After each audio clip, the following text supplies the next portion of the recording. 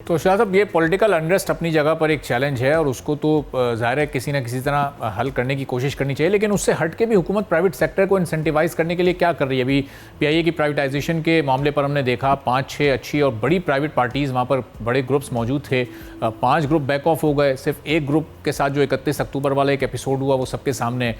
उसके अलावा भी अभी प्राइवेट सेक्टर जब कर्ज लेने के लिए जाता है तो बैंकिंग सेक्टर, अभी वो एडीआर वाला इशू हमने देखा कि किस तरह से वो गवर्नमेंट को तो वो दे रहे हैं लोन, लैंडिंग वहाँ पर कर रहे हैं, प्राइवेट सेक्टर को वो लैंडिंग भी नहीं करना चाहते।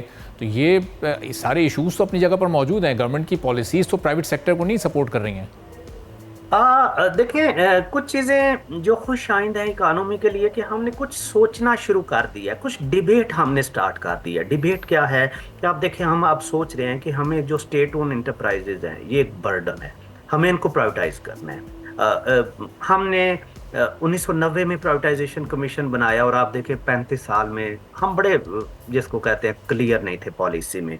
हमने कुछ डिबेट स्टार्ट कर दी है कि जी हमें एग्रीकल्चर पे टैक्स लगा दें।